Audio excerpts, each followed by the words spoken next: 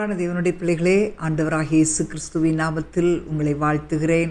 இந்த லெந்து காலத்திலே சில ஆண்டவருடைய பாடுகள், ஆண்டவர் கொடுக்கிற சில அவருடைய சுபாவங்கள், இதையெல்லாம் பற்றி நாம் தியானித்து கொண்டு வருகிறோம். இன்றைக்கு அவருடைய பாடுகள் எதற்காக, அவர் பட்ட பாடுகள் நம்முடைய வாழ்க்கையிலே எப்படிப்பட்ட ஆசீர்வாதங்களை கொண்டு வருகிறது என்பதை நாம் பார்க்க போகிறோம். ஏசாயா 53ஆம் அதிகாரத்தை நீங்கள் எல்லாருமே எடுத்துக்கொள்ளுங்கள். அதிலிருந்து நம்ம இன்றைக்கி சில காரியங்களை நாம் கற்றுக்கொள்ள போகிறோம். இந்த ஏசாயா 53ஆம் அதிகாரம் 700 ஆண்டுகளுக்கு முன்பாக மேசியாவை குறித்த ஒரு தீர்க்க தரிசன வார்த்தைகள் தான். ஆகவே அவர் எப்படி பாடுகளை அனுபவிப்பார், எப்படிப்பட்ட காரியங்களை செய்வார் என்பதை குறித்து இதில் எழுதப்பட்டிருக்கிறது. இதை குறித்து நாம் பார்க்கும்போது நம்முடைய வாழ்க்கையிலே நாம் எப்படி இருக்க வேண்டும், இயேசுவின் மூலமாக நாம் கற்றுக்கொள்ள வேண்டிய பாடங்கள் சில உண்டு.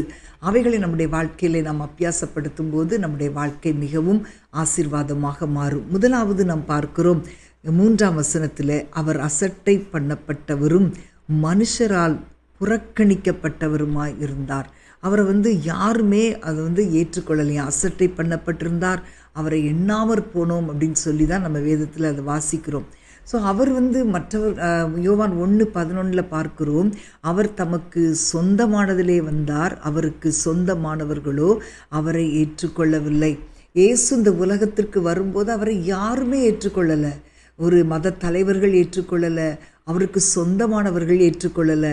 இது என்ன அப்படின்னா, தேவன் செய்கிறதை மனிதர்களால் உடனே அறிய முடியலை, அவங்களால அதை ஏற்றுக்கொள்ள முடியலை. இது இயேசு, இதுதான் மேசியா அப்படின்றத அவங்களால ஒப்புக்கொள்ளவே முடியலை. ஸோ இன்றைக்கு நம்முடைய வாழ்க்கையில் நம் ஆண்டவர் நமக்காக இறங்கி வந்தார் என்பதை இன்றைக்கு நாம் ஒப்புக்கொண்டு, ஆண்டவர் நமக்காக புறக்கணிக்கப்பட்டார், நமக்காக மனுஷரால் அசட்டை பண்ணப்பட்டார் அப்படின்னா, இன்றைக்கு உங்களுடைய வாழ்க்கையில் நீங்கள் அசட்டை பண்ணப்படும் போது, மனுஷரால் புறக்கணிக்கப்படும் போது அந்த இயேசுவை நினைத்து கொள்ளுங்க. உங்கள் வாழ்க்கையிலும் தேவன் பெரிய காரியங்களை செய்வார். ரெண்டாவது நம்ம பார்க்கும்போது அந்த 53ஆம் அதிகாரம் 4 முதல் 6 வசனங்களை நாம் பார்க்கும்போது, அவர் நம்முடைய பாடுகளை ஏற்றுக்கொண்டார், நம்முடைய துக்கங்களை சுமந்தார், நம்முடைய மீறுதல்களின் நிமித்தம் அவர் காயப்பட்டார், அக்கிரமங்களின் நிமித்தம் அவர் நொறுக்கப்பட்டார். இப்படி அவர் தண்டனையை ஏற்றுக்கொண்ட காரியங்களை குறித்து நாம் அதில் வாசிக்கிறோம். அப்போ இந்த காரியங்கள் நிறைவேறும் போது அவர் வாழ்ந்த நாட்களில் நிறைவேறினது. அதைத்தான் பேதுரு சொல்லுகிறான். 1 பேதுரு 2:24, நாம் பாவங்களுக்கு செத்து நீதிக்கு பிழைத்திருக்கும்படிக்கு அவர் தாமே தமது சரீரத்திலே நம்முடைய பாவங்களை சிலுவையின் மேல் சுமந்தார், அவருடைய தழும்புகளால் குணமானீர்கள் என்று சொல்லுகிறான். அப்போது நம்முடைய வாழ்க்கையில் கூட நம்ம பலவிதமான பிரச்சனைகளுக்குள்ளாக, போராட்டங்களுக்குள்ளாக, பாடுகளுக்குள்ளாக போகும்போது நாம் இயேசுவை நினைக்க வேண்டும். நம்முடைய பாடுகளை அவர் ஏற்றுக்கொண்டார், நம்முடைய அக்கிரமங்களின் நிமித்தம் அவர் நொறுக்கப்பட்டார் அப்படின்றத நம்ம அதை அண்டர்ஸ்டாண்ட் பண்ணிக்கும்போது நம்முடைய வாழ்க்கையில் வருகிற பாடுகள் நமக்கு ஒரு பெரியதாக தோன்றாது. அது அடுத்தது பார்க்கிறோம் 53ஆம் அதிகாரம் 7ஆம் வசனத்தில், அவர் நெருக்கப்பட்டும் ஒடுக்கப்பட்டும் இருந்தார், ஆனாலும் தம்முடைய வாயை அவர் திறக்கவில்லை, அடிக்கப்படும்படி கொண்டு போகப்படுகிற ஒரு ஆட்டுக்குட்டியைப் போல அவர் மௌனமாக இருந்தாராம், தம்முடைய வாயை திறக்கவே இல்லையாம். இயேசு தம்மை பாதுகாப்பதற்கு ஒரு முயற்சி செய்யலை, ஒரு பொய்யான குற்றச்சாட்டுகளுக்கு அவர் பதில் சொல்லலை. இதை நம்ம எங்கே பார்க்குறோம் அப்படின்னா, மத்தேயு 27ஆம் அதிகாரம் 12 முதல் 14 வரைக்கும் பார்க்கும்போது, பிரதான ஆசாரியர்கள் குற்றம் சுமத்துறாங்க, இவர் மறுத்துற ஒன்றுமே சொல்லலை. அந்த பிலாத்து கேட்குறான், இவங்கெல்லாம் இவ்வளோ குற்றம் சாட்டுறாங்களே, நீ உனக்கு அது கவலை இல்லையா அப்படின்னு கேட்கும்போது அதுக்கும் அவர் மாறுத்துற ஒன்றுமே சொல்லலை. ஆமேன். உண்மையாக ஒரு நீதிமானாய் நம்ம வாழ்ந்தோம் அப்படின்னா, நம்ம ஆண்டவர் மேலே நம்பிக்கை வைக்கும்போது யார் என்ன பேசினாலும், யார் நம்மை குறித்து கேவலமாக பேசினா கூட நம்ம பதில் பேசவே மாட்டோம், நம்ம அமைதியாக இருப்போம். அப்படிப்பட்ட சுபாவங்களை ஆண்டவர் இன்றைக்கு எதிர்பார்க்கிறார். நம்மிடத்தில் ஆண்டவர் எதிர்பார்க்கிற ஒரு முக்கியமான சுபாவம் இதுதான். அடுத்து ஒரு காரியத்தை பார்க்கலாம். ஏசாயா 53:8-9 நீங்கள் வாசித்து பார்த்தீங்கன்னா, துன்மார்க்கரோடே 9ஆம் வசனம், துன்மார்க்கரோடே அவருடைய பிரேத குழியை நியமித்தார்கள், ஆனாலும் அவர் மரித்தபோது ஐஸ்வர்யவானோட இருந்தார். அப்போது 2 கள்ளர்களோடு தான் அவரை சிலுவையில் அறைந்தாங்க. ஆனால் அவர் மரிக்கும்போது பாருங்களேன், அரிமத்தியா ஊரானாகிய யோசேப்புடைய கல்லறையில், அந்த பெரிய பணக்காரனுடைய கல்லறையில் அவரை வைத்தார்கள்.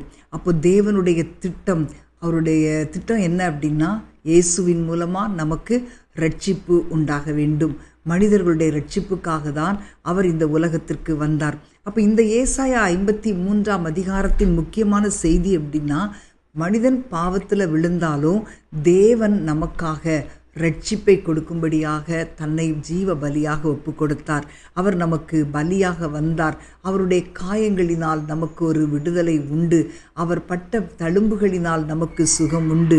அப்போ இயேசுவினுடைய அன்பை நம்ம இன்னைக்கு உணர வேண்டும். இன்றைக்கு அன்பான தேவனுடைய பிள்ளைகளே, உங்களுடைய வாழ்க்கையில் நீங்கள் இயேசுவின் அன்பை உணர்ந்து அவருக்கு நன்றியோடு நீங்கள் வாழும்போது உங்களுடைய வாழ்க்கையிலே தேவன் பெரிய காரியங்களை செய்வார்.